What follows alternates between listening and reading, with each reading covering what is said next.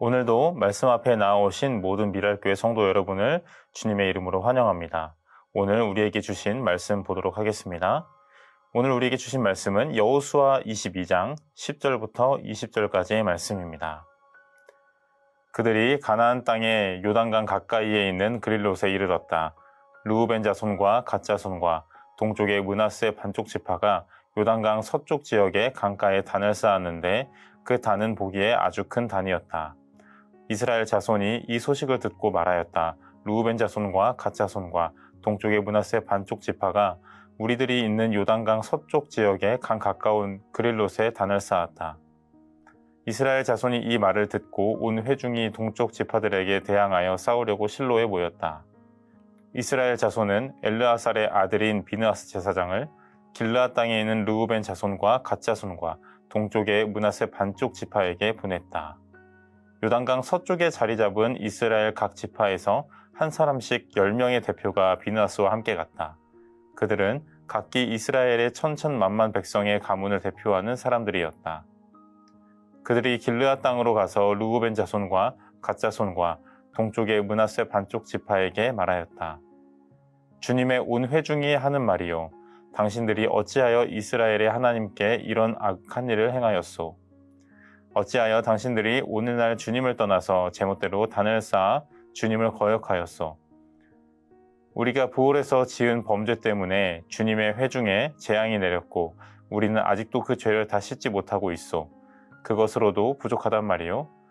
당신들은 오늘에 와서 주님을 따르지 않고 등을 돌렸소. 오늘 당신들이 주님을 거역하였으니 내일은 주님께서 온 이스라엘의 회중에게 진노하실 것이요. 만일 당신들의 소유지가 깨끗하지 못하거든 주님의 성막이 있는 주님의 소유지로 건너와서 우리의 소유를 나누어 가지시오.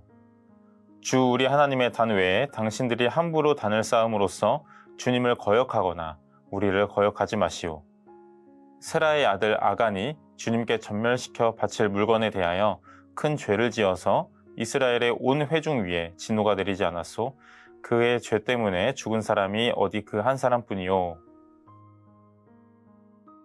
요즘 날씨가 점점 더 추워지고 있는 것 같습니다. 최근에는 눈도 많이 오고 바람도 많이 불고 기온도 많이 떨어져서 굉장히 추운 겨울을 보내고 있는 것 같습니다. 그래서 그런지 이 따뜻한 커피를 들고 다니는 사람들이 유독 많이 보이는 것 같은데요. 그런데 저는 이렇게 날씨가 추워짐에도 불구하고 주로 아이스 커피를 마십니다. 특히 이 콜드브루를 자주 마시는데요. 최근에는 어느 목사님께서 엑스트라 아이스로 먹는 것이 더 맛있다 라고 알려주셔서 그렇게 먹어보았는데 정말 더 맛이 괜찮은 것 같아서 그 이후로는 가급적 엑스트라 아이스로 주문을 합니다. 지난주에도 역시 콜드브루를 주문해서 마시고 있었는데 제가 이 엑스트라 아이스로 주문하는 것을 깜빡했습니다. 그래서 가서 이 종업원분께 얼음을 더 넣어달라고 부탁을 드렸더니 다소 불편한 기색을 비추시면서 잠시 고민을 하다가 얼음을 더 넣으러 가셨습니다. 저는 속으로 그냥 좋게 주면 될 것 같은데 왜 저렇게 불편하게 주실까 하는 생각이 들면서 마음이 썩 좋지는 않았습니다. 그런데 그 종업원분이 제 커피를 주시면서 하시는 말씀이 원래는 이 얼음을 나중에 따로 추가하면 돈을 더 내야 한다고 알려주셨습니다. 그 종업원분은 제가 얼음을 요청했을 때 그런 룰이 있기 때문에 잠시 난감해하다가 그냥 얼음을 더 넣어주고 이것을 저에게 설명해 준 것이죠. 저는 그런 것도 모르고 그분을 오해했던 어떤 해프닝이 있었습니다. 이렇게 우리가 일상생활을 하다 보면 종종 사소한 오해들이 생기곤 합니다. 그런데 이런 사소한 오해들이 해프닝으로 끝나면 좋겠지만 이 오해라는 줄기가 사람의 마음을 뒤틀고 꼬아서 아주 심각한 상황까지 가게 하기도 합니다. 심지어는 사람의 생명을 위협하는 단계까지 가기도 하죠. 성경에도 아주 대표적인 사례들이 많이 있습니다. 요셉과 형제들도 그랬고 사울과 다윗도 그랬습니다. 특별히 이 사울은 다윗이 자신의 왕위를 노린다고 오해해서 그를 죽이기 위해서 엄청난 에너지를 쏟기도 했습니다. 이처럼 오해는 사소한 해프닝으로 끝나기도 하지만 때로는 상대방의 생명까지도 위협하게 하는 아주 위험한 요소입니다. 오늘 본문에도 오해로 인해 빚어진 긴장 상태 속에 놓여 있었습니다. 동편에 있었던 르우벤과 갓, 그리고 므낫세 반지파는 이미 땅을 분배받아서 자신들의 성읍을 든든히 세우고 자리를 잡은 지파들이었습니다. 자신들의 안위를 견고히 하면서 잘 살면 되는데 아직 서편에 있는 지파들은 가나안을 정복하지 못한 상태였습니다. 그래서 그들은 22장 3절에 말씀하고 있는 것처럼 주님의 명령을 어기지 않기 위해 서편의 지파들이 해야 할 전투에 함께 참전하여서 가나안 정복을 성사시켰습니다. 그런 동편에 있는 지파들을 보고 여호수아는 축복했고 그들 역시 좋은 마음으로 자신들이 거주하는 곳으로 돌아갔습니다. 그런데 그들이 갑자기 요단강 서쪽 지역 중에서도 강 가까운 곳인 그릴롯에 단을 쌓았습니다. 그런데 그 단을 아주 크게 쌓아서 반대편에 있었던 서쪽에 있는 사람들이 보았을 때에는 상당히 위압감이 느껴졌던 것 같습니다. 그 단을 보자 서편에 있던 사람들은 동쪽 지파의 사람들과 싸우려고 실로로 모두 모이기 시작했습니다. 얼마 전까지만 해도 자신들을 위해 앞장서서 함께 싸워주었지만 단을 쌓는 모습을 보고 그들과의 전쟁을 준비하기 시작한 것이죠. 본격적인 전쟁을 하기 전에 왜 이런 일을 했는지 확인하기 위해서 각 지파 중 대표자 한 명씩을 뽑아 비느하스 제사장과 함께 르우벤과 갓, 그리고 므낫세 반지파를 찾아갔습니다. 그래서 그들에게 이 단을 세운 것에 대해서 대단한 유감을 표명하며 강하게 질책하였습니다. 이스라엘 역사 속에서 지었던 아주 큰 죄 중에서 두 가지의 사례를 언급하면서 책임감 없이 또 죄를 짓는 모습을 강하게 책망합니다. 그 두 가지의 사례는 무엇이었습니까? 본문 17절에 나오는 부올에서 지은 죄와 20절에 나오는 아간의 죄입니다. 부올에서 지은 죄는 민수기 25장에 나오는 것처럼 한 지파가 우상 숭배와 음행을 한 죄였습니다.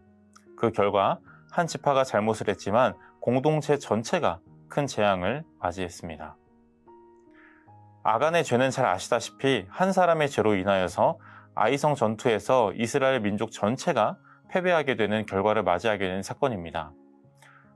이 두 가지의 사건을 예로 들면서 그들에게 강하게 질책했던 이유는 그들이 또 하나님 앞에서 죄를 짓게 되면 자신들을 포함한 공동체 전체에 피해를 주기 때문이었습니다. 동쪽에 있는 지파들이 단을 쌓아 우상 숭배를 하면 공동체 전체가 재앙을 받을 것이기 때문에 단순한 감정적 분노를 넘어 언약적 책임감 같은 마음으로 분을 내고 책망하고 있는 것입니다. 그런데 이것은 이 다음 문맥에 나오겠지만 오해였습니다. 그들이 왜 단을 쌓았는지에 대해서는 다음 시간에 함께 나누면 좋을 것 같고요. 오늘은 이 본문 안에서 오해로 인해 생겨나는 공동체 안의 긴장과 다툼에 대해서 한번 생각해 보면 좋을 것 같습니다. 여러분, 이스라엘 공동체는 어떤 사람들이었습니까?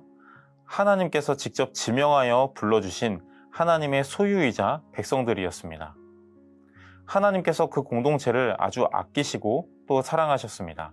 그렇다면 그 공동체 안에 사랑으로 늘 충만하면 좋을 텐데 여전히 죄성이 강하게 남아있는 사람들의 모임이라서 이것이 참 쉽지가 않았습니다.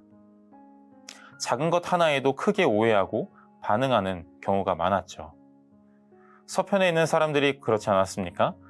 자신들의 가나안 땅 정복을 위해서 함께 싸워주었던 대단히 고마운 사람들인데 갑자기 한순간에 그들을 죽여야만 하는 전쟁을 준비했습니다. 그 동기가 무엇이었죠? 바로 오해였습니다. 공동체 안에 오해가 싹트기 시작하니까 아무리 건너편에 있는 지파들이 목숨을 걸고 자신들을 지켜줬음에도 불구하고 칼을 뽑아서 대기하고 있었습니다. 사실 잘 알고 보면 그들 나름대로의 사정이 있고 알아서 잘 할 텐데 하나님께서는 여전히 그들을 사랑하시고 이미 용서하셨고 복도 주시고 함께하고 계시는데 내 마음속에 피어난 그 오해 하나 때문에 공동체가 갈라질 위기에 처했던 것이죠. 그런데 여러분, 우리도 그렇습니다. 우리도 함께 그리스도의 몸된 교회를 섬기며 세워나가고 있지 않습니까? 우리가 이 미랄교회라고 하는 울타리 안에서 한 지붕 아래에서 함께 동고동락하며 신앙생활을 하고 있습니다. 평상시에는 너무 좋고 우리 교회는 지금 참 평안하지만 언제 또 어떤 어려움이 생길지 그것은 알 수가 없습니다. 특별히 성도 간에 오해가 생기고 서로 싸우기 시작하면 그때부터 교회는 또 팽팽한 긴장과 어려움이 드리워지기 시작합니다. 타인을 바라보는 우리의 눈과 마음 안에 아주 작은 오해가 떨어지면 그것이 우리의 신앙을 흔들리게 하고 교회를 흔들리게 합니다. 나 혼자만의 문제가 아니라 공동체 전체의 문제가 되는 것이죠. 그런 의미에서 우리가 서로를 바라볼 때에 정말 서로 사랑하는 마음으로 함께 신앙생활을 할 수 있으면 참 좋겠습니다. 어떻게 서로 사랑하며 오해 없이 혹은 오해를 하더라도 잘 풀고 받아들이면서 살 수 있을까요? 상대방을 그 어떠한 경우에도 판단하려 하지 않고 그냥 있는 그대로를 받아들여주는 것입니다. 서쪽에서 보았을 때 우상 숭배를 하기 위해서 너무나도 큰 단을 쌓은 것처럼 보였을지라도 르우벤과 갓과 므낫세 반지파 나름의 사정이 있었던 것처럼 우리 역시도 교회 안에 다른 성도님들을 있는 그대로를 받아들이고 나름의 사정이 있다는 것을 신뢰하면서 서로를 이해하고 받아줄 수 있는 넓은 마음이 있으면 좋겠습니다. 타인을 좋게 봐주고 이해를 해주고 용납을 해주고 존중해줌으로써 상대방이 단을 쌓은 것 같은 잘못된 모습을 할지라도 받아주고 이해해주고 존중해주며 함께 교회를 건강하게 세워나갈 수 있기를 소망합니다. 기도합니다.